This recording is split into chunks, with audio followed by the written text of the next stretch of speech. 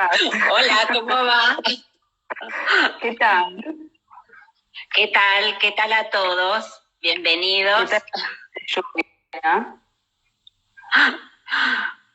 En este viernes lluvioso, aquí en Sí. Capital Federal, Ciudad de Buenos Aires, capital de la República Argentina.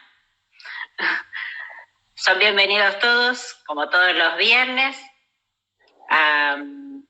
a trabajar con nosotras, técnica analítica, en este espacio de Rayuelas Lacanianas en Instagram y en YouTube, si es que lo están viendo por YouTube. Que por supuesto se tienen que suscribir al canal, obvio.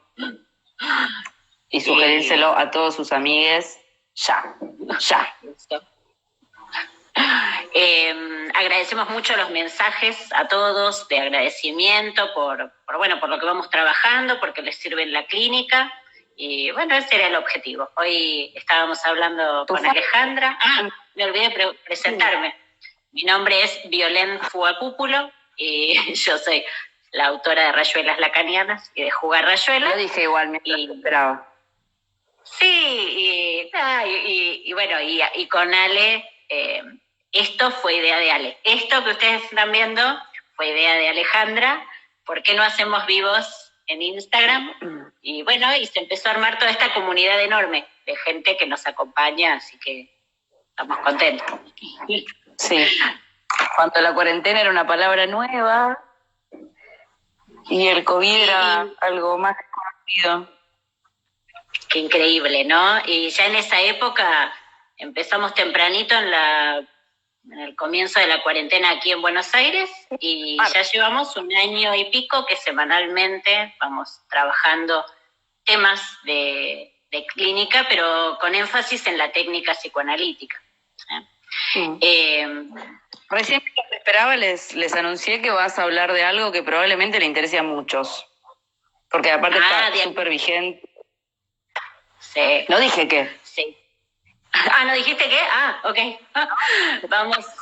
Voy a trabajar diagnóstico diferencial entre, obviamente, las estructuras psicopatológicas de las cuales hablamos en análisis mayormente, entre neurosis, psicosis y perversiones. Y bueno, esto viene del año pasado, donde di un curso sobre perversiones, que es algo poco trabajado, pero muy necesario. Y bueno, ahora durante junio son todos bienvenidos si quieren escribir al mail violainespecialist@gmail.com por la especialización, pero yo dije no lo vamos a hacer tan largo y bueno, y así quedó. Y lo vamos a hacer más complicado. Quedó más corto, pero complicado. Lo mío no es eso, claramente no es esa parte. Pero bueno, no. La cuestión es que ustedes pueden escribir ahí si quieren, si les interesa la temática, y la idea es trabajar, como hago yo siempre, clínica a fondo, es decir, hablar de técnica analítica, hablar de psicoanálisis sin hablar de técnica, digamos, y sin hablar de clínica a fondo, no tiene sentido, queda como en una teoría tan general, ¿sí?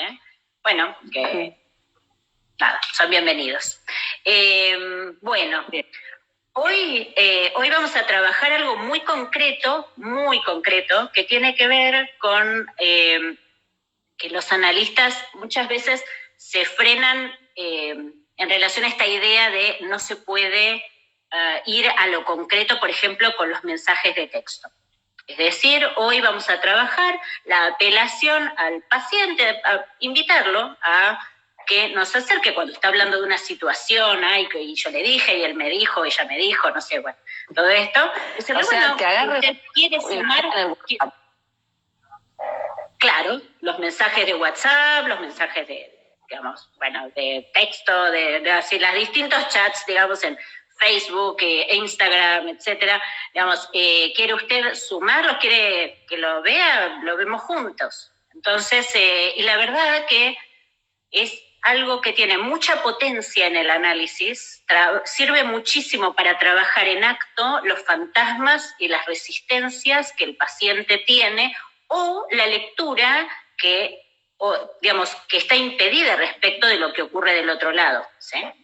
Entonces, lo primero que vamos a señalar es que Freud en Recuerdo, Repetición y Elaboración, cuando empieza el artículo, está buenísimo porque dice, vamos a hacer un recorrido histórico, ¿no? Son unas pocas líneas, 15 líneas más o menos, donde él inicia diciendo, bueno, en la época de la hipnosis se buscaba tal cosa, en la segunda época, digamos, cuando se abandona la hipnosis, buscábamos ir directamente al hecho reprimido, ¿sí? Y entonces, desde allí, lograr liberar al sujeto, volver, bueno, lo que después va a ser volver consciente lo inconsciente.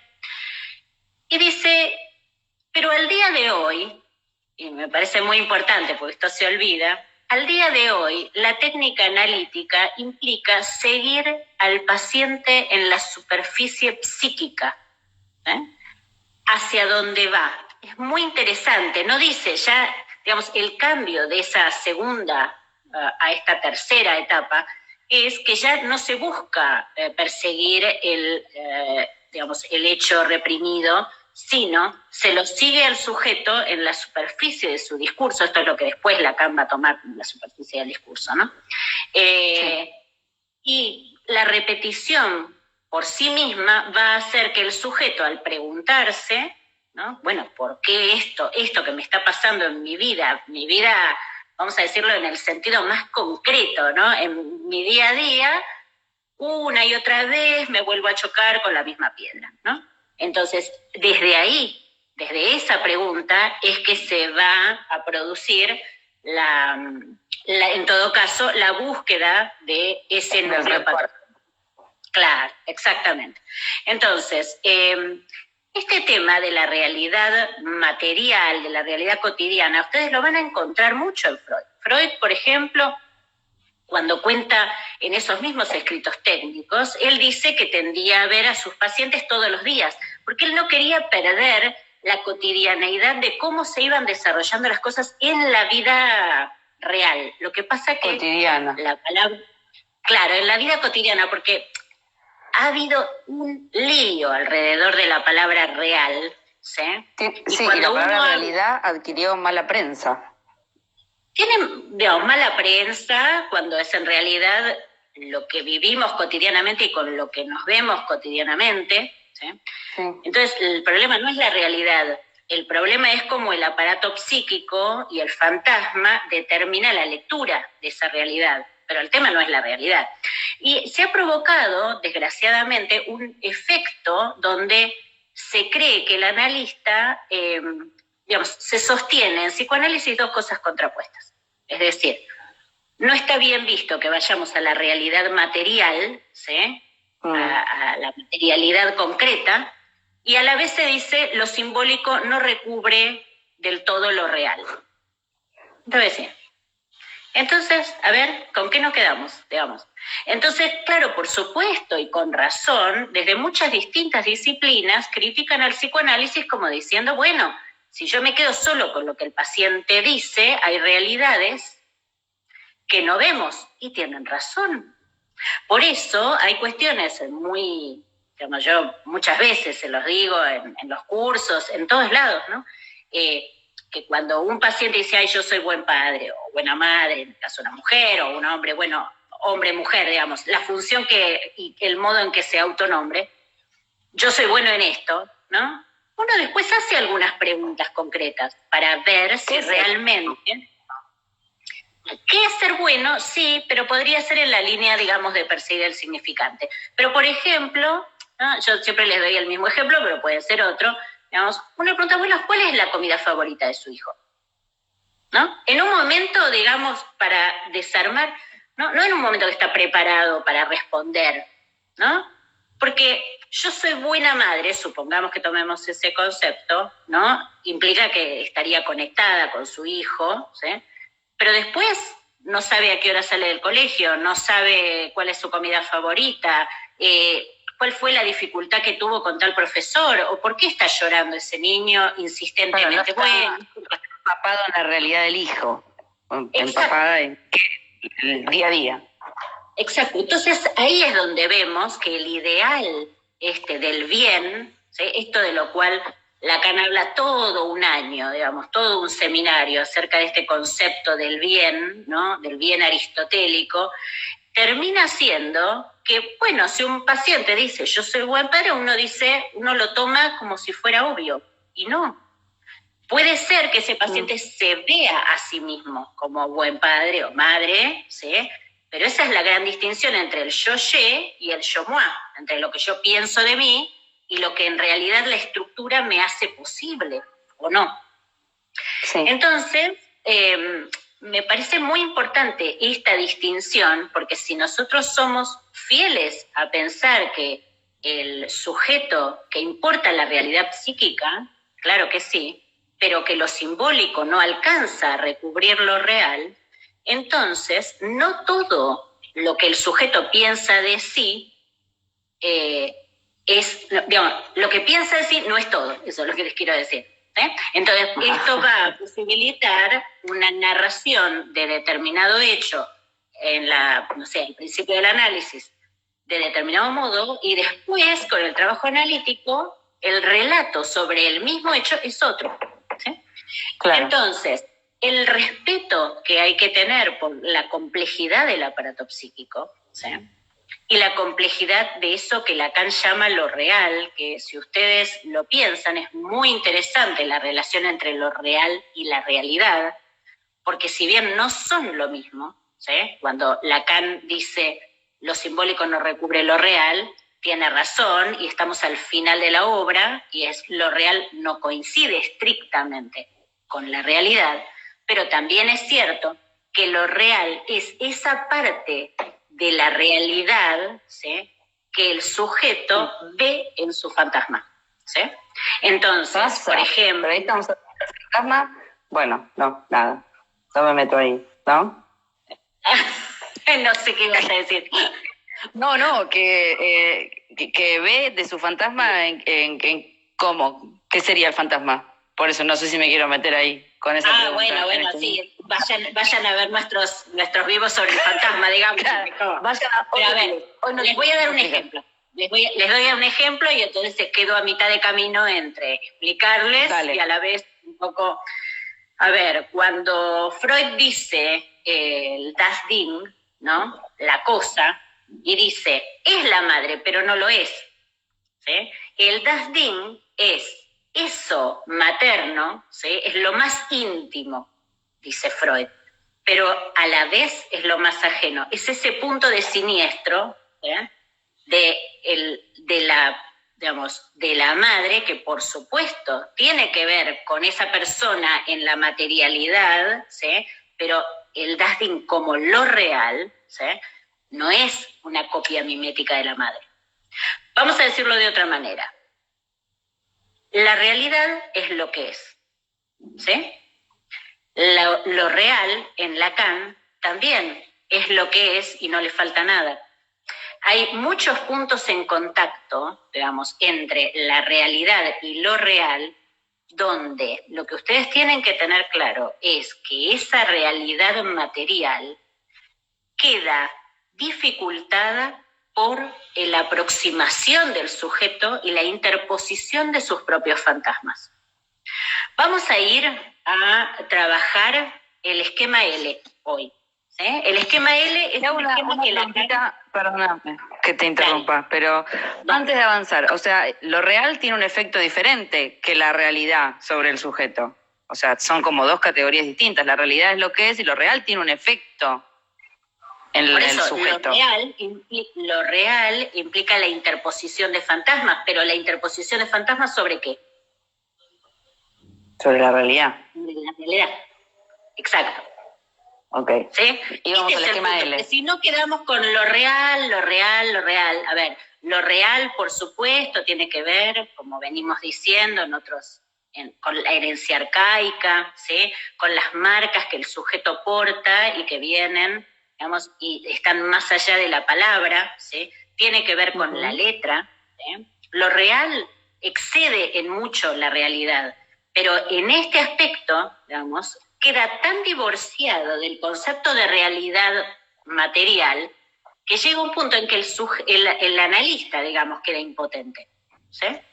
Entonces, por ejemplo, cuando el sujeto queda angustiado en un punto repetitivo, ¿sí? La forma de intervenir tiene que ser de corte. Por ejemplo, les voy a dar un ejemplo que tal vez les va a servir más. Yo tenía una paciente que en un momento dado me dice, ay, a mí todos los hombres, digamos, está chateando y a través de mensajes de texto, bueno, todo esto, en las redes sociales, en privado, ¿no? Y todo el tiempo lo que le pasa es que el otro no le pregunta nada de ella, ¿no? Y ella está como muy enojada de la expulsión que el otro hace todo el tiempo, ¿sí? Entonces, esto va increyendo hasta un punto donde ella se siente desalojada todo el tiempo. Entonces, ¿cómo trabajar con eso?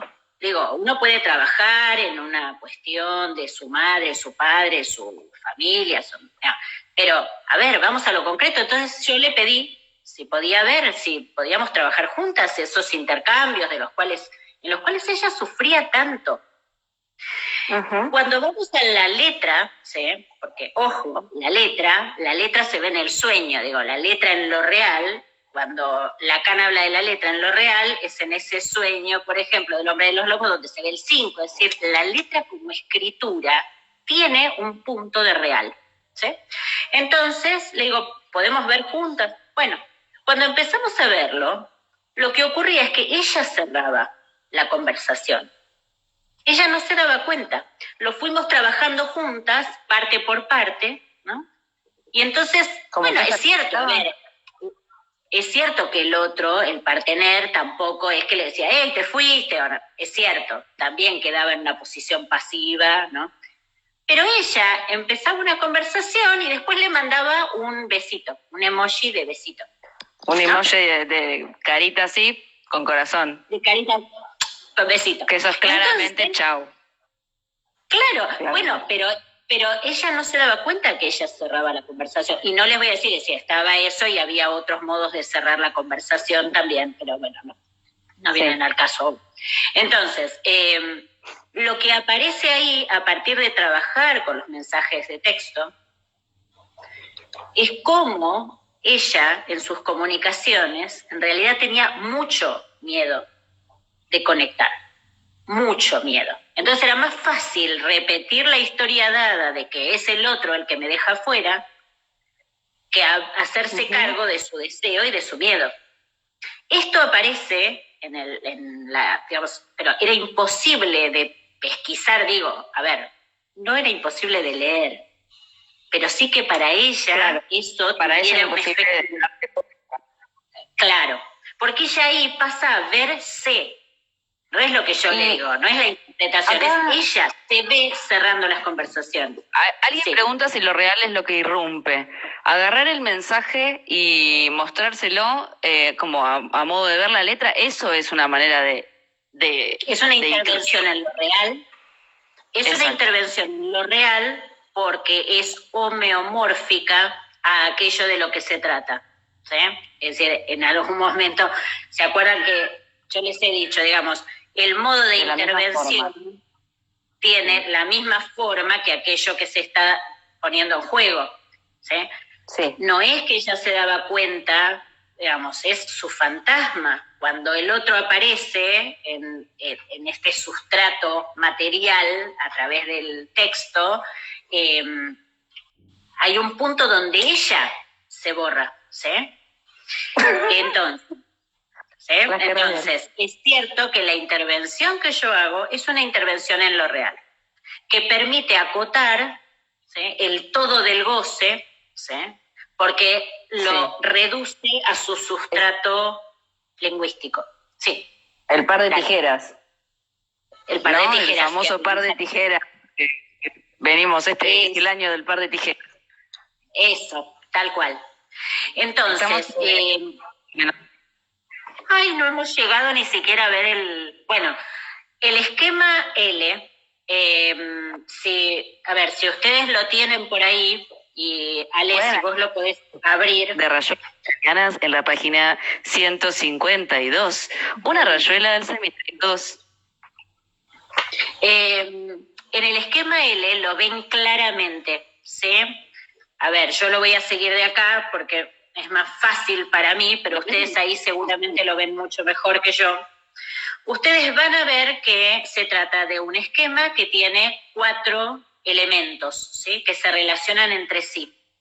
Estamos a la altura del seminario 2 de Lacan, todavía no se han tachado, no existe el sujeto tachado ni el otro tachado, eso aparece recién a la altura del seminario 5.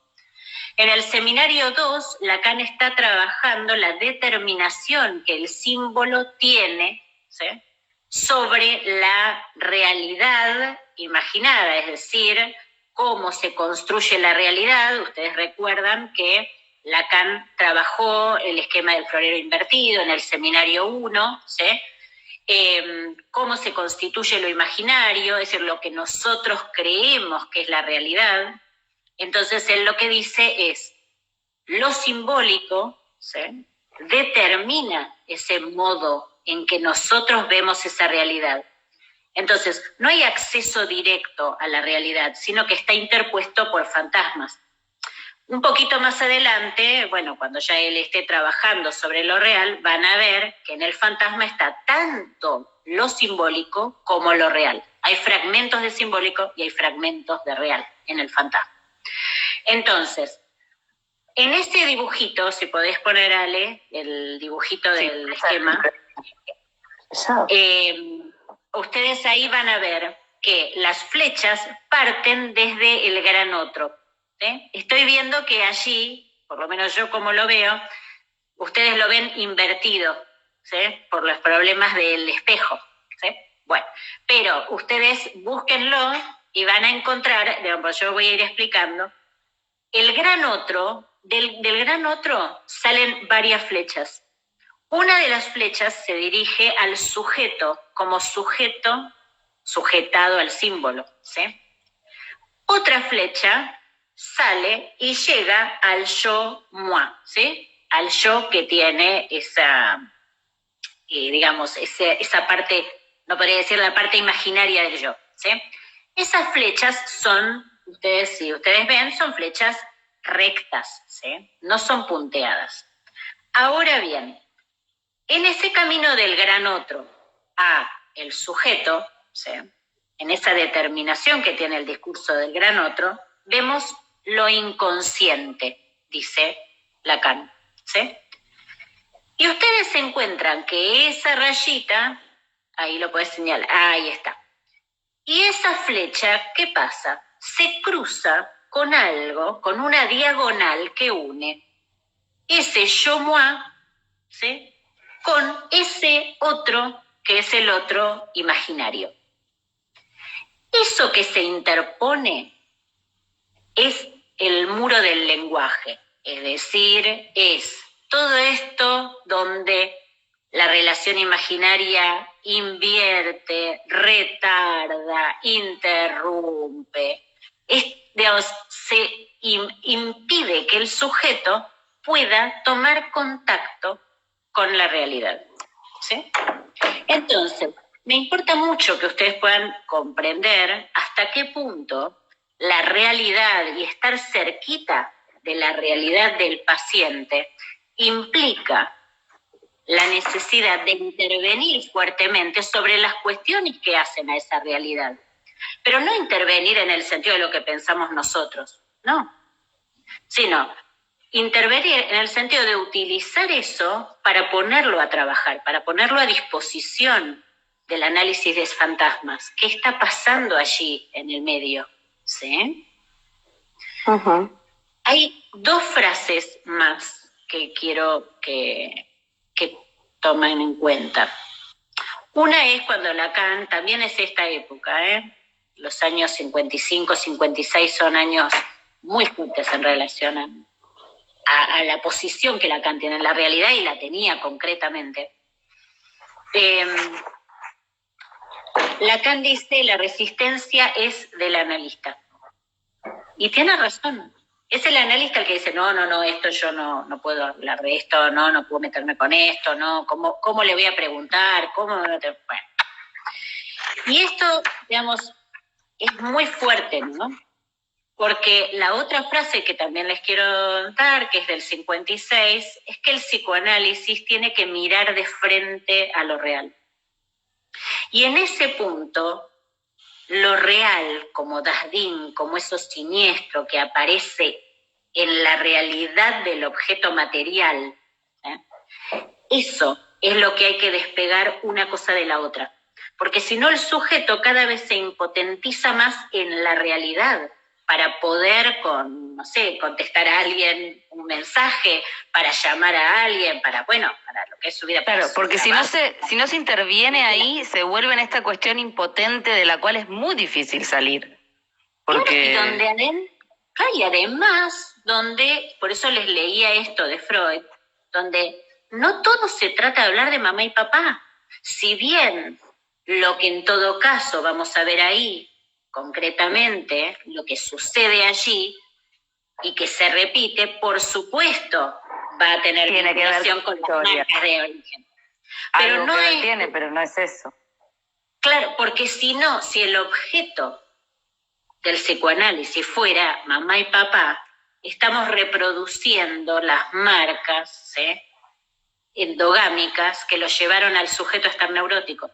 El objeto no es papá y mamá, el objeto, del psicoanálisis, es el objeto A, es decir, ese encastre entre lo real, lo simbólico y lo imaginario, tal que podamos despejar junto con el paciente en qué puntos lo imaginario le hace de obstáculo, en qué puntos las marcas del discurso del otro le hacen obstáculo y en qué otro punto el fantasma en lo real hace que el sujeto vea algo allí que tal vez no está, que tiene que ver con él, no con el otro. Por eso les señalaba esto de esta paciente que decía, ellos me cortan, ellos no siguen. No, es ella la que tiene miedo, o en todo caso, miedo ya es ponerle un sentido.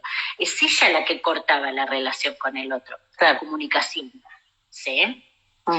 Bueno, espero que les haya servido. Yo sé que es un modo fuerte, muy distinto y muy jugado, ¿sí? Porque esta forma de pensar lo real como cercano, con vinculación a la realidad, para mí es absolutamente necesaria en la clínica, sin que implique confundir una cosa con la otra. Pero, ¿desde dónde podríamos decir que el aparato psíquico es defensivo si no pensamos en es defensa frente a qué? ¿Sí? Entonces, la perspectiva de lo traumático del encuentro con la realidad es una perspectiva necesaria en el análisis para que el sujeto funcione. Por eso, trabajar es una de las cosas que Freud decía que era más importante y era un indicador de salud, amar y trabajar. Es decir, poder vérselas ahí, con un trabajo, con un jefe, con un amigo, con un amor, ¿sí? Y con uno mismo. ¿Sí? Y más, me parece que lo interesante también, además de todo lo que acabas de decir, pero que hoy por hoy los vínculos están tan trabados en esta cosa de la mensajería y de las redes es lo que hay, porque es como nos estamos vinculando. Entonces, si no nos ponemos a laburar con eso, ¿con qué vamos a laburar? Y más hoy, ¿no? Que estamos en Argentina en el nuevo día 1 de confinamiento hasta la semana que viene, y la gente se vincula así. Exacto. Entonces, entre que uno aprieta enter, le llega al otro y el otro contesta, hay un abismo de cuestiones para laburar. Así que bueno. Y son súper necesarias, porque si no, un analista está desgajado de la realidad, ¿no? Y esto de que también hay que estar en la época, ¿no? En la subjetividad de la época, como dice Lacan. Bueno, ¿y cuál es la subjetividad de nuestra época? ¿Acaso no es esta que tiene que ver con cómo nos manejamos en las redes y cómo nos comunicamos y hasta dónde, digamos, dejamos al otro entrar o no, o qué le decimos o qué no le decimos? A ver, esto es la subjetividad en acto, ¿sí? En la actualidad. Así que bueno, Me he quedado como habiendo desarrollado poco el esquema L. Hoy se prolongó. Bueno, lo seguís. Sí, tal vez, sí, yo no soy muy amante de las continuaciones, pero bueno, ya veremos. Pero bueno, a ver, lo que me importa señalar es que la determinación en ese esquema L, el tema es la determinación del discurso del otro sobre el sujeto, ¿sí?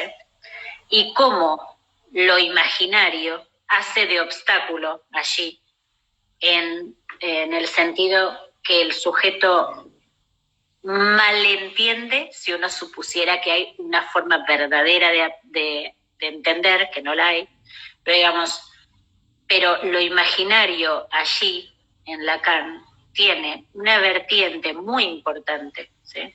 Que depende la posición del sujeto en relación a lo simbólico, el modo en que va a leer esa realidad. Por eso es que hay que trabajar mucho ahí, ¿sí? Porque de cómo trabajemos nosotros en relación a lo simbólico es que el sujeto va a leer la realidad de un modo menos pesado. La realidad va a seguir siendo la que es, pero el sujeto va a poder allí leer de otro modo y estar de otro modo, ¿sí? Bueno, vamos a dejar aquí por hoy. Espero que les sirva para su clínica y nos vemos la semana que viene.